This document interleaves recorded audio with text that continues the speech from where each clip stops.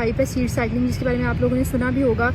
अब seed cycling basically है क्या चीज़ है? कुछ लोग कहते हैं कि चिया सीड्स हैं। देखिए चिया सीड्स हैं वो भी सीड क्लास से हैं, बट वो सीड साइकिलिंग में इंक्लूड नहीं होते।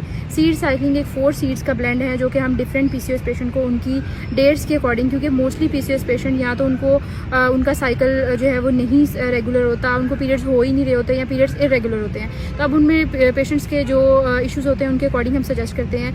2 फेजेस होती हैं मेंस्ट्रुअल साइकिल की, एक ल्यूटियल फेज़ होती है और एक फॉलिकुलर फेज़ होती है। जो फर्स्ट फेज़ होती है उसमें हम पम्पकिन और फ्लैक्स सीड्स का ब्लेंड देते हैं। जो लास्ट फेज़ होती है उसमें हम ल्यूटियल, तो उसको हम ल्यूटियल फेज़ बोलते हैं, और उसमें जो है वो सेसमे और सनफ्लावर सीड्स का ब्लेंड होता है। अब इन दोनों सीड, ये 4 सीड्स हो गए टोटल, और हर फेज़ में हम 2 सीड्स को यूज़ करते हैं।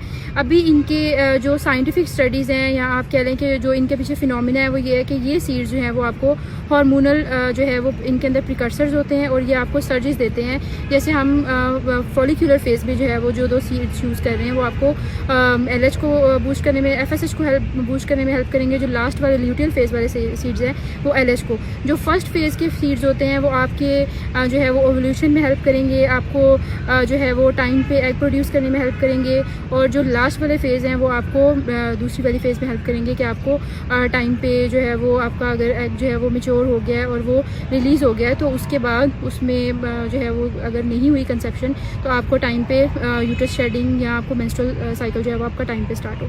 तो ये उसका बेसिक फिनोमिना है। इसके अलावा सीड्स में ओमेगा 3 बहुत ज़्यादा रिच होते हैं, मल्टी मिनरल्स बहुत रिच होते हैं, जिंक, मैग्नीशियम, ये सारी चीज़ें इन सीड्स में बहुत रिच होती हैं ब्लेंड्स में।